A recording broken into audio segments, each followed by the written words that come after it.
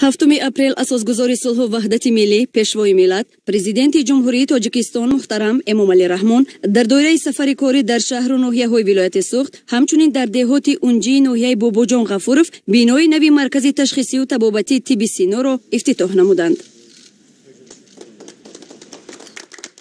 иншооти муосир аз ҷониби соҳибкорони ватандӯст Иномҷон Тоҷибоев, Абдусалом Раҳимов ва Равза Мирзоева бунёд гардидааст.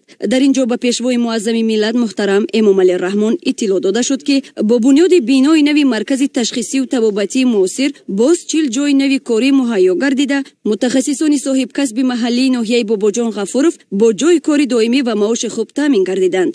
минҳои сохтмонӣ дар иншооти мазкур моҳи апрели соли 2015 бо ҷалби бинокорони маҳаллӣ ва истифода аз масолиҳи сохтмонии истеҳсоли ватанӣ оғоз гардида, моҳи апрели соли 2021 бо сифати баланди сохтмонӣ ва ҷавобгӯ ба меъёрҳои миллию ҷаҳонӣ ба анҷом расид. мо табибон сарфароз ҳастем ки дар ҳар як баромаҷон ҷаноби олӣ барои рушду намудани соҳаи тиб хусусан дар деҳот эътибори хоса медиҳанд. аз ин лиҳоз мо азм гирифтем ки як маркази ташхисии табобатӣ таъсис намоем. ташкили муассисаҳои тиббии хусусӣ ин ҷавобан ба ғамхориҳои асосиёни сулҳу ваҳдати миллӣ пешвои миллат Эмомалӣ Раҳмон аст. мақсад аз сохтани ин муассисаи хусусии тиббӣ беҳтар намудани сатҳи хизматрасонии тиббӣ мебошад. таҷҳизотҳои васшуда беҳтарин мебошад.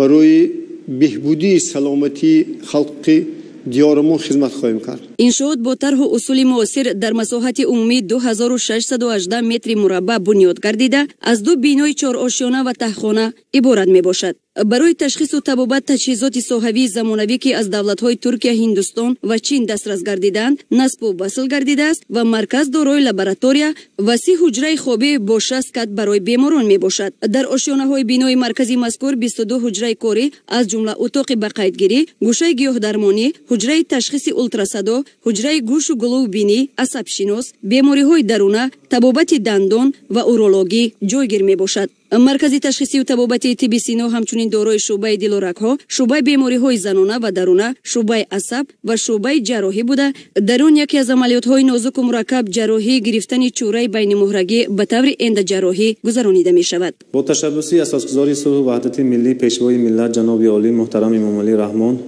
дар баробари рушд ёфтани иқтисодиёти ҷумҳурии мамлакатамон дар соҳаи тандурустӣ таҷҳизотҳои муосири ҳозиразамон дастраси мардуми мамлакатамон гашта истодааст. имрӯз мо мутахассисон баъд аз гузаштани такмили ихтисос дар давлатҳои хориҷа ва ба даст овардани таҷҳизоти ҳозиразамон гуфта метавонем ки бемориҳое ки гирифтори чӯраи тавояки байни муҳраҳои қисми қамар сумора мебошанд, бо ҷарроҳии эндоскопӣ ҷарроҳӣ гузаронда бо буриши на чандон калон дар муддати 2 шабонарӯз ба хонашон ҷавоб диҳем.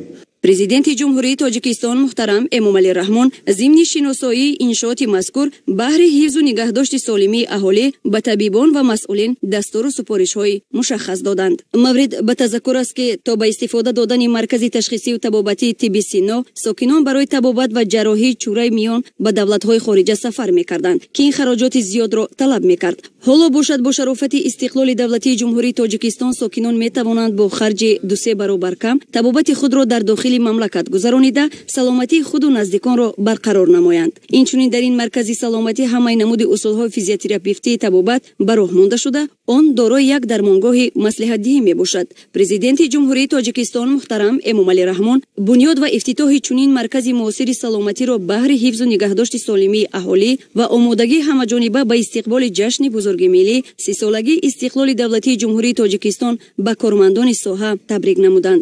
акнун бо бунёд гардидани маркази мазкур ва таъмин гардидани он бо таҷҳизоти замонавии соҳавӣ барои мутахассисони кордону баландихтисоси тиббӣ шароити мусоиди васеъи кору фаъолият фароҳам гардид ва ин имкон медиҳад ҳама намуди беморӣ дар маҳалли зист бо сифати баланди хизматрасонии тиббӣ ва сари вақт муолиҷа карда шавад. саҳни маркази ташхисию табобатӣ бо гулҳои ороишӣ зебо гардонида шудааст ва дар ҳавлии он ҷои нишасту истироҳат дар ҳавои тоза барои беморон муҳайё гардидааст. баъди шиносоии пурра бо шароити марказ пешвои муаззами миллат муҳтарам эмомалӣ раҳмон ба иқдоми шоистаи сокинони ватандӯсти ноҳияи бобоҷон ғафуров баҳои баланд доданд.